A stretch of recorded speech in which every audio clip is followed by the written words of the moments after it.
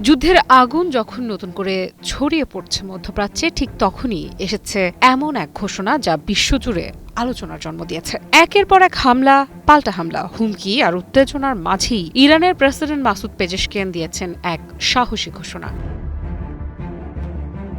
ইরানের president Masoud Pezeshkian স্পষ্ট ভাষায় জানিয়ে দিয়েছেন ইরান কখনো আত্মসমর্পণ করবে না। কিন্তু প্রশ্ন হচ্ছে, কেন এমন বার্তা দিলেন তিনি? আল জাজিরার তথ্য অনুযায়ী মার্কিন প্রেসিডেন্ট ডোনাল্ড ট্রাম্পের নির্দেশে ইরানের একাধিক লক্ষ্যবস্তুতে নতুন করে হামলা চালিয়েছে যুক্তরাষ্ট্র। মার্কিন সামরিক বাহিনীর দাবি এটি ছিল ইরানের অব্যাহত আগ্রাসনের জবাব।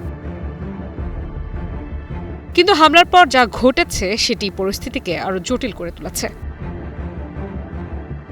ইরান দাবি করেছে তারা পাল্টা অভিযানে বাহরাইন, কুয়েত এবং জর্ডানে অবস্থিত মার্কিন ঘাঁটিগুলোকে লক্ষ্যবস্তু করেছে। শুধু তাই নয়, হরমুজ প্রণালীতে দুটি জাহাজেও হামলা চালানোর দাবি করেছে ইরান। অর্থাৎ সংঘাত এখন আর কেবল বক্তব্য বা হুঁশিয়ারির মধ্যে সীমাবদ্ধ নেই। এটি ধীরে ধীরে বাস্তব সামরিক মোকাবেলায় রূপ নিচ্ছে। এই উত্তপ্ত পরিস্থিতিতেই মুখ খুলেছেন ইরানের president Masoud Pezeshkian.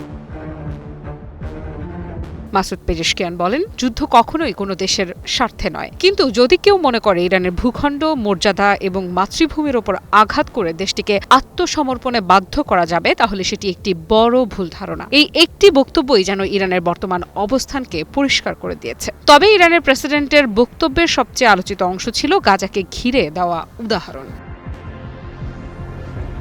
Masoud Pezeshkian আরও বলেন, একটি ছোট উপত্যকা গাজা ৩ বছর ধরে অবরোধ, হামলা এবং চাপের মুখে থেকেও আত্মসমর্পণ করেনি। তাহলে বহু বড়, বহু শক্তিশালী এবং দীর্ঘ ইতিহাসের অধিকারী ইরানকে কিভাবে নতি স্বীকার করানো সম্ভব? এই বক্তব্যের মাধ্যমে তিনি শুধু নিজের জনগণকেই বার্তা দেননি, বরং যুক্তরাষ্ট্র ও তার মিত্রদের প্রতিও একটি স্পষ্ট রাজনৈতিক হুঁশিয়ারি দিয়েছেন। বিশ্লেষকদের মতে ইরান এখন দেখাতে চাইছে যে তারা দীর্ঘমেয়াদী চাপ মোকাবেলার জন্য প্রস্তুত। অর্থনৈতিক নিষেধাজ্ঞা, সামরিক হামলা কিংবা কূটনৈতিক চাপ কোনোটিকেই আত্মসমর্পণের কারণ হিসেবে দেখছে না তেহরান। কিন্তু এখানেই তৈরি হচ্ছে সবচেয়ে বড় প্রশ্ন। যদি যুক্তরাষ্ট্র হামলা অব্যাহত রাখে, যদি ইরানও পাল্টা আঘাত চালিয়ে যায়, তাহলে কি মধ্যপ্রাচ্য আরও বড় যুদ্ধের দিকে এগোচ্ছে? আমাদের উঠে দাঁড়াতে হবে। স্পিড, সকল অন্যায়ের বিরুদ্ধে রুখে দাঁড়ানোর energy partner.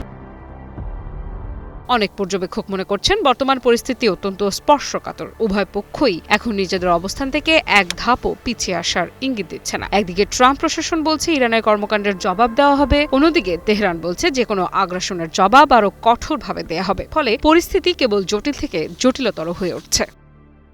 Afrida Ifrat, news 24।